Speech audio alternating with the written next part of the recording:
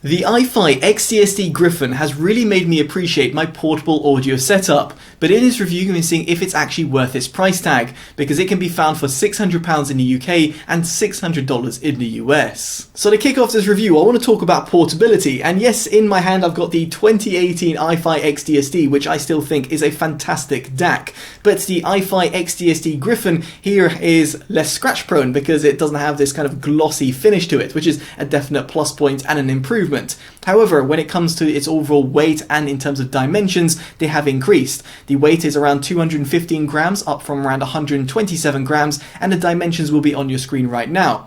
Now the thing to consider is that the iFi xDSD Gryphon is far more feature packed and has got a lot more extra things in there in comparison to its predecessors and in comparison to the alternatives that you can find out there in the market. So it's almost no surprise that it's bigger and heavier, but it's just something I thought to point out at the beginning of this review. Now another very important factor to consider on a portable DAC is battery, and here I must say I was left a little bit disappointed. The manufacturer claims that you're going to get around 8 hours on its 3600 milliamp battery, but in my case, running around 60 to 70% volume, running Bluetooth and more specifically the LDAC codec, I was getting around 5 hours, which isn't exactly bad, but just something to consider on a long haul flight.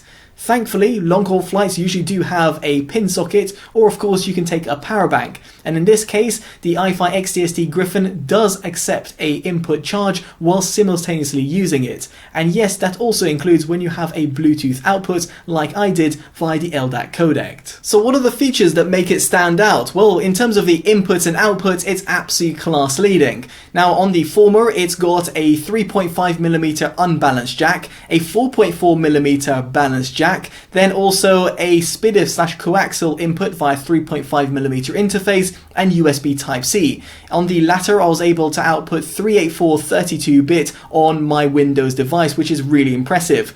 Better still, it's got DSD and DXD support on the highest level, and also an MQA decoder, which is very useful for those people who use Tidal. Ultimately here, in terms of the wired connectivity, it's absolutely incredible. But it doesn't stop there. In terms of its Bluetooth codec support, in my opinion, it's the best that I've ever come across. It has SBC, AAC, aptX, aptX low latency, aptX adaptive, aptX HD, LDAC and also HWA support, which is a comprehensive list of Bluetooth codec support. So no matter what sort of device you're going to be running, you're going to be able to output the highest audio fidelity over a wireless or indeed a Bluetooth connection. And in my case, I was able to run the LDAC codec on my Samsung Galaxy S10 Plus and I had no problems whatsoever when it came to lip sync delays or video lag. Now, aside from its impressive inputs, it's also no slouch when it comes to outputs, at least for a portable device. Here, the iFi xDSD Gryphon has a unbalanced 3.5mm jack and a balanced 4.4mm jack. Now the latter made it quite intriguing for me because I have the Sennheiser IE600s, which ship with both a balanced and an unbalanced cable, and given the MMCX connector is very easy to swap in and out between the earbuds, it meant that I was able to compare and contrast and sort of have a A/B test. Now in my case, I can safely say that when it comes to having a balanced output, it definitely allowed me to appreciate my music all that bit better, because music just felt a little bit clearer and airier, and the nuances in certain tracks just came out a little bit better. Ultimately, if you have access to earphones or headphones that have that balanced connection, then you're really going to be able to appreciate your music all that bit better via the iFi xDSD Gryphon, thanks to its 4.4mm balanced output jack. So with all of that in mind, I should point out a few additional features which I really love. First off, in terms of its volume wheel, it's got that real clicky feel to it, which is definitely appreciated and prevents mistouch operations. Better still, this also doubles up as a media control. So right now over here, I'll play some music and then I can use it to pause, which is great. And then I can double tap it to go next and also triple tap it to go previous. All of this function is fantastic and definitely appreciated over its predecessors. And better still, not only does it work over Bluetooth, but over USB audio, both on my computer and via USB OTG adapter to my Samsung Galaxy S10 Plus. Great additions. Now underneath the Gryphon, you'll be able to see an IE match. Now the IE match is useful for those people who have sensitive earbuds and also want to remove any sort of hissing. In my case, I didn't have a problem, but you can see you can enable the toggle both on 3.5 and 4.4mm outputs. Now behind the xDSD Gryphon, you'll be able to see a slider. bass presence, and bass. Now here, function is enabled when you have the XBass function enabled only. If you don't, then this function will not be of use. Now in my case, I actually don't use XBass, nor do I use the XSpace function either, but it's just something just to bear in mind that you have that functionality to customize the sound. Speaking about customizing the sound, if you were to hold down the settings cog, you'll be able to see the digital filter. Now in my case, I quite like standard, but you might want to go on Bit Perfect or GTO. Now GTO I found to be a little bit too warm, while Bit Perfect seemed to be a little bit more sibilant at the top end. Of course, it's very subjective, but it'll very much depend in terms of the overall audio sound quality output that you want yourself.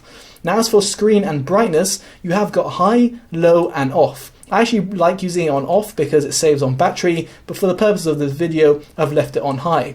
Volume limiter is self-explanatory, and volume sync allows you to synchronize the Gryphon's output to your source device. So in my case, let's say over Bluetooth, it's quite handy. Now as for the USB dual port charge, this can be quite handy if you're using the USB inputs. And the reason behind this is because both can be used for powering the device. Now that means you can have it powered and also connected over data, in other words outputting audio via a singular USB device. If however you don't want that function and you want to separate it, then of course you can do so by having a separate power input and then using the USB Type-C input purely for data only. It's just a small little function that iFi have added, and one that adds to the overall versatility of this device. So with all of that in mind, let's talk about performance, and here I do have to talk about drivability. Now the matching I had was perfect with the MQA and the Sennheiser IE600s. I had no problems when it came to outputting a good amount of volume, at least to my ears. But if you have high impedance headphones such as the Sennheiser HD 800S, then you might find that the Gryphon will struggle a little bit more with these type of headphones in comparison to a desktop amplifier such as, let's say, my Chord Hugo 2 DAC. I just feel it's a lot more capable of driving high impedance headphones and having no sort of problems at the top end.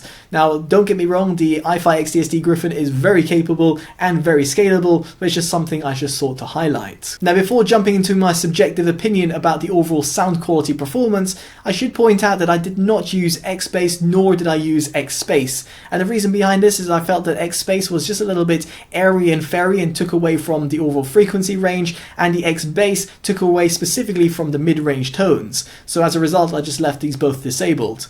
Now elsewhere, it will very much be dependent in terms of the input that you have. Going for the best sort of inputs, like in my case via USB Type-C input, will result in a better overall audio quality. Equally, if you're going via Bluetooth and you're running, let's say, as an extreme case, the SBC codec and you're comparing it to the LDAC codec will give you a much more airy sound. Now, I will say that here the overall wired connection will give you a better overall audio quality, which was almost no surprise, although it's just something I thought to highlight because the LDAC codec is very, very impressive in terms of the overall quality loss, which is really kept to a minimum. So with that in mind, let me get into my subjective opinion. And so here we'll start with the sub-bass tones. Now it doesn't extend as well or give you that sort of extension as the likes of the Chord Hugo 2 DAC, which is almost twice its price, but it's just something here that I felt that when I was comparing and contrasting between a more expensive DAC, I could really hear this sub-bass roll-off. In comparison to portable audio solutions, including its predecessor, the iFi xDSD, the Gryphon does a phenomenal job providing that low-end grunt. Now as for its mid-bass, it was excellent both in terms of quantity and quality. I had no problems whatsoever, and bearing in mind this is without the XBass preset enabled. If you do enable it, then you're going to get a whole host of mid-bass tones shoved into your ears. Now what I felt here is that I was able to listen back to my favorite R&B, D&B or EDM tracks and really enjoy that sort of excitement throughout the mid-bass tones. It was actually really phenomenal, and even in comparison to more expensive DACs out there, the iFi xDSD Gryphon does a phenomenal job. Now as for its mid-range tones, it is very impressive. It's very forward sounding and therefore both male and female vocals come to the forefront. Now it's worth bearing in mind that here it does have a slight V-shaped sound signature and therefore a little bit of a warmer tone in comparison to some other DACs that I've heard in the past, but nevertheless is still very impressive for a portable DAC and one that I could always use as a reference. Now as for the highs, they extend really well at the top end, providing that extra bit of clarity and that sort of toe tapping feeling.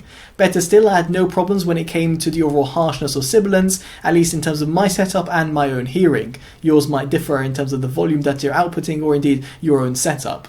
But what really stood out more than anything for me from all the features and the sound quality traits that I've mentioned so far is its overall soundstage. For a portable device, it was absolutely jaw-dropping as to what I was experiencing. Specifically, if I was comparing it to its iFi xDSD predecessor, here there was almost a night and day difference. The overall width and depth, and in combination with the overall instrument separation that I was attaining on the Gryphon, was absolutely sensational. And one thing that really stood out for me more than anything, and meant that I was left with a smile on my face and enjoying my favourite tracks to their fullest. So with all of that in mind, it brings me onto my verdict, and frankly I feel the iFi xDSD Gryphon is the most versatile compact DAC that I've ever come across, and coming from someone who's reviewed over 500 audio related devices, I think that's pretty high praise. Now yes, there might be some people who will say, well, why don't you just get a DAP, or some other people that can say, well, I can get better battery life and or a smaller form factor. Well, yes you can, but then if you want a real versatile DAC which can be plugged into a laptop, go into a computer, go via an OTG adapter to your smartphone, then be connected over wireless via Bluetooth, and therefore means that you don't have to faff around with any sort of adapters, then the iFi xDSD Gryphon is absolutely phenomenal and is the best choice for you. And yes, it's a little bit pricier as well, but over its predecessor, the iFi xDSD, it's a certain step up in many ways. As such, I can actively see myself recommending it, and as such, it gets my Best Buy award. Now, I'd be intrigued to hear your thoughts of the iFi xDSD Gryphon and indeed other portable DACs out there on the market down in the comment section below. And of course, if you like this independent detailed review and want to see more from the channel, definitely do drop a like, subscribe and hit that bell notification, all of which would be greatly appreciated. And if you've done that already, I just want to thank you in advance. As such, I've been Totally Dubbed, and I'll hopefully see you in the next one. Take care of yourselves and goodbye.